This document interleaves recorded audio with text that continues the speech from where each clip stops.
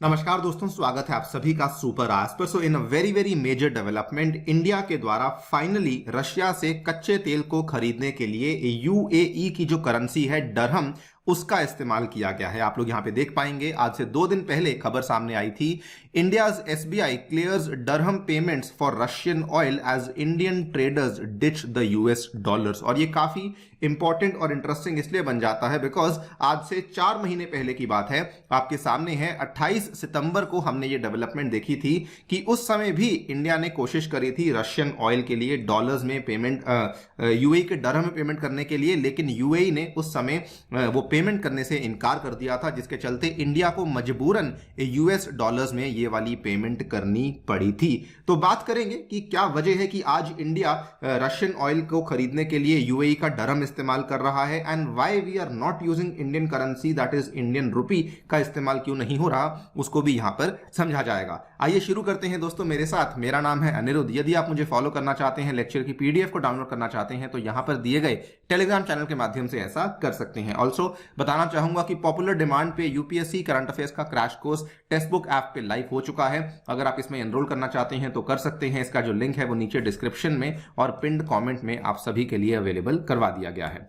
Alright, सो जुलाई 2022 की यह खबर है। रशिया ने उस समय यह कहा था कि अगर आपको हमसे तेल खरीदना है तो आप लोग जो है हमें जो पेमेंट है वो यूएई की जो करेंसी डरहम है उसके अंदर कर सकते हैं। रशिया ने ऐसा इसलिए कहा बिकॉज बेसिकली वो अपनी जो एंगेजमेंट है वो यूएस डॉलर में या फिर यूरोपियन यूरो में नहीं करना चाहते थे, इसलिए उन्होंने कहा कि आप चाहें तो यूएई की जो डरहम करेंसी है उसमें हमारी पेमेंट कर सकते हैं। ये खबर जुलाई की थी। उसके बाद यहां पर आप देख भी सकते हैं एक इनवॉइस भी सामने आई थी जिसमें कि ऑयल पेमेंट्स को कैलकुलेट तो डॉलर्स में किया गया था, लेकिन पेमेंट को रिक्वेस्ट किया गया था डरहम्स में। और ये वाली जो सारी की सारी इनवॉइस थी, ये रशिया का जो गैज़प्रोम बैंक है इनके द्वारा यूएई का जो bank that is the Mashreq bank, इनको ये वाली पेमेंट की रिक्वेस्ट डाली गई थी। इंडिया ने कोशिश करी, इंडिया के रिफाइनर्स ने ट्राई किया कि हम लोग यूएई की डरहम में इस जो पेमेंट को कर दें, लेकिन हम लोग उस पेमेंट को नहीं कर पाए। आप यहां पे देख पाएंगे यूएई ने भारत को उस टाइम पे इनकार किया था।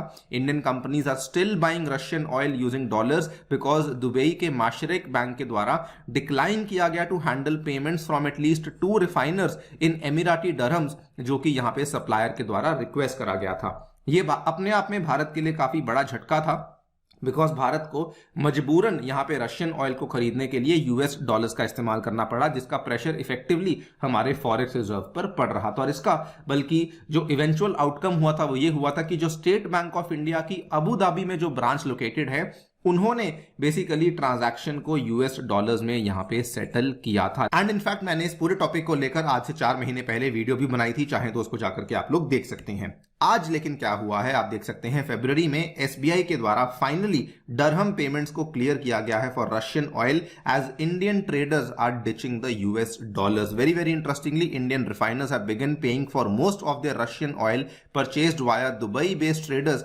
इन UAE dirhams instead of US dollars. ये वाली पूरी की पूरी कहानी है जो कि हमें देखने को मिल रही है। और ये काफी इंटरेस्टिंग इसलिए भी बन जाता है कि इंडिया के जो बैंक्स हैं वो अभी तक काफी ज्यादा कंजर्वेटिव अप्रोच फॉलो कर रहे थे। देखिए, overall even though western sanctions को इंडिया ने मानने से इनकार कर दिया है और हमने ये भी कहा है कि हमें इससे कोई फर्क नहीं पड़ता।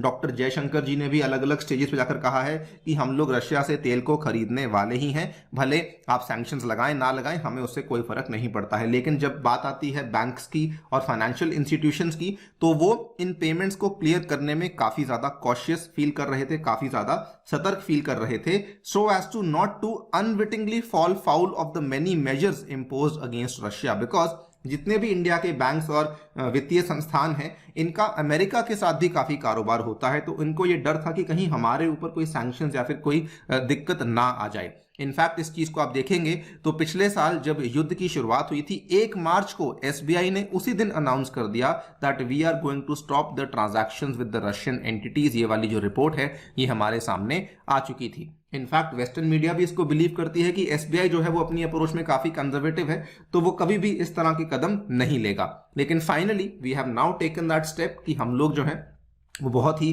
अग्रेसिवली यूएई के डरहम में ट्रांजैक्शंस को सेटल कर रहे हैं, रशियन ऑयल को परचेज कर रहे हैं। Indian refiners and traders are concerned they may not be able to continue to settle trade in dollars, और इसीलिए हम लोग यूएई के डरहम का इस्तेमाल कर रहे हैं। इसके पीछे कारण क्या है?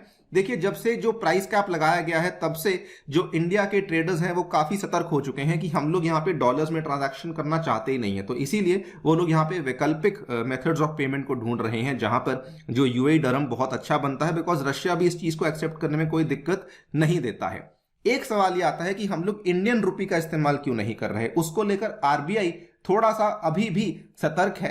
आरबीआई का ये कहना है कि अगर हम लोग डायरेक्ट ट्रांजैक्शंस इंडियन रुपये में आपके साथ बड़े लेवल पे करेंगे, छोटी मोटी ट्रांजैक्शंस तो हम कर सकते हैं, लेकिन बड़े लेवल पे करेंगे तो उस केस में शायद कुछ ना कुछ इसका जो स्पिल ओवर इफेक्ट है वो इंडिया के ऊपर आ सकता है, और इसीलिए हम लोग उतनी ज्यादा यूएस अटेंशन अभी इनवाइट नहीं करना चाहते हैं। सेकेंडली, अगर आप देखें तो इवन दो रशिया और इंडिया में रूपी रूबल ट्रेड की शुरुआत हो चुकी है, लेकिन क्योंकि हमारा जो बायलेटरल ट्रेड है वो इस तरीके से कंस्ट्रक्टेड है कि इंडिया ज्यादा इंपोर्ट करता है, बहुत ही कम एक्सपोर्ट करता है, तो उस केस में जो रूपी रूबल ट्रेड मैकेनिज्म है उसका इस्तेमाल हम लोग बड़े लेवल के ट्रांजैक्शंस के लिए नहीं कर रहे हैं। बिकॉज अगर मान लीजिए अगर हम आज सारी की सारी पेमेंट्स रशिया को रुपये में करते हैं तो रशिया के पास जो इतना इंडियन रुपी इकट्ठा हो जाएगा उसका आखिरकार वो लोग क्या करेंगे, बिकॉज उनका जो इंपोर्ट है इंडिया से वो मात्रा में काफी कम है। इसको लेकर हम लोग कोशिश कर रहे हैं पिछले 2-3 महीने से, इनफैक्ट इंडिया कोशिश कर रहा है। इवन डॉक्टर जयशंकर जी ने कहा था कि India has shared a list of products with Moscow